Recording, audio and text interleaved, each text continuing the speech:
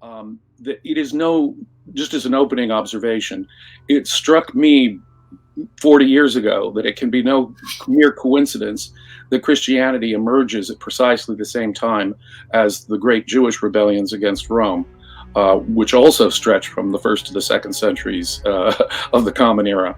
And that at that very time, we are told that Messianic beliefs were the central motivation for the entire rebellion. So the cataclysmic war that's described, that reduces Jerusalem to rubble and reduces the temple to the Wailing Wall it is today, followed by more rebellious activity and still more rebellious activity under Bar Kokhba, which the historians, both Jewish and pagan, tell us was principally motivated by these messianic prophecies. And these rebel leaders all seem to be, by the descriptions we have, especially from Josephus, claimed messianic leaders. The standard view then from your first and second century Jew seems to be that the Messiah will be an earthly king. The sectarian documents of the scrolls seem to confirm that. Josephus seems to confirm that. The rebellion itself seems to confirm that in spades when you look at the religious nature of that rebellion. And we have found, for example, fragments of sectarian scrolls which are highly apocalyptic and messianic at Masada. But the stories we hear really confirm the religious motivation behind the Jewish rebellion.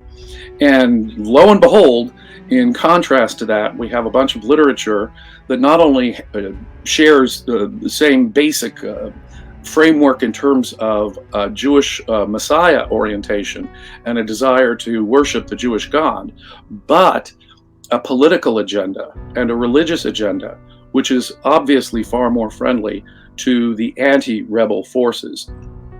It's hard to miss it. It really is hard to miss it. I think you pick up on and stress a very important point. I mean, other people have given lip service to, oh yes, the Gospels were written after 70, after the destruction of the temple and Jerusalem, but they don't point to what you have just pointed to, which is this is an ongoing rebellion. 70 didn't end, the debacle.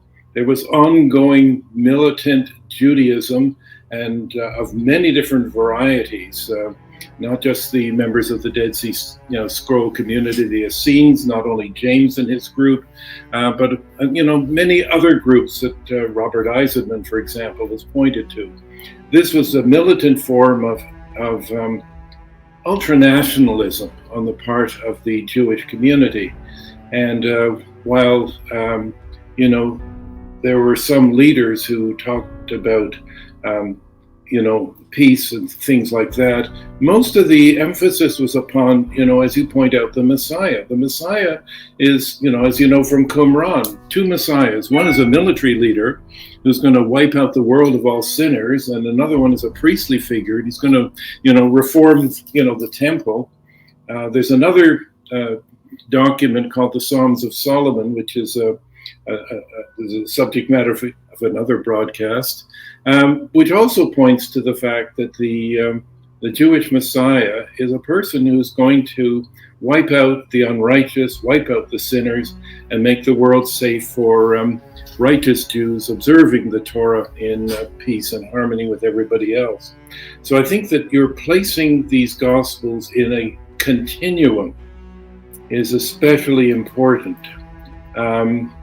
Because out of that flows something, I think, which leads you into other aspects of your work.